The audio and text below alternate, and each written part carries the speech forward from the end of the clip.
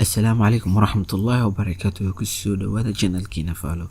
Waxaan jeclaa fiidiyogan inaan idinku soo gudbiyo sheeko xigmad iyo xiiso leh. Waxaa dhacday xilliyadii hore in hooyo caruurteeda ay u samayn jirtay rooti subax kasta. Waxaas ay ugu talagali jirtay mid dheeraad ah oo ay ugu talagasho dadka safarka ah iyo kuwa masaakiinta ah ee wadada maraya.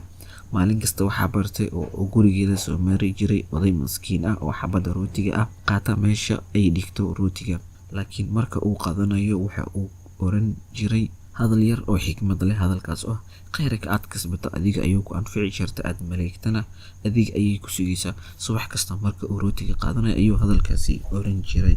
Hooyadii ayaa maalinkii dambe waxa ay xamil weeday hadalku odaga ku soo celinayo maalin waliba, waxayna istirmiyaysan maalin ku dhehaynin mahadsanid. Hadalkan uu ku celcelinayo waan ka daalay, mana sii xamili karo intaan iyo in ka badan. Waxay go'aansatay in ay sun ugu darto rootiga si uu u dhinto. Waxayna istiri idna kuwa qabsan mayso ama idna kuma raacanayso. Waa maskiin in uu cadow dhintay ayaa qof kasta u qaadan doona.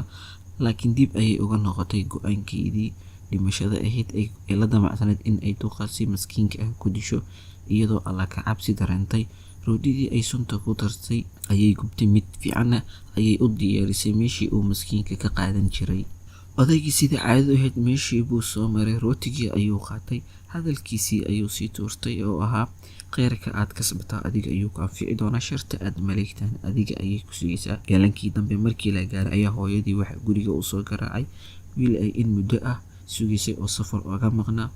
Markii ay aragtay ayay farxad la badbadatay. Waxa ay aragtay wiilkeedii oo daruuf ka muuqato, aadna u soo dhibaatooday. Markaasay ku tiri, hooyo maxaa kugu dhacay? Rafaad baa ka muuqday. Waxa uu ku jawaabay, hooyo safar dheer ayaan soo galay, wixii hanti ah aan soo shaqaystay waa la iga dhacay. Tuuga ayaa jidka iga qaadatay.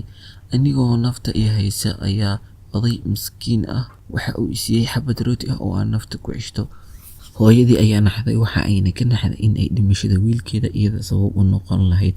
Haddii ay siin lahayd rootigii sumaysnaa odayga, waxa ayna soo xasuustay xikmadii oo odaga ku soo celin jiray oo ahayd khayrka aad kasbataa adiga ayuu ku anfici, sharta aad maleegtaana adiga ayay ku sugaysaa. Haddii aad ku cusubtahay channelka subscribe dheh, share garay si aad ula socoto sheekooyinkeena xiga.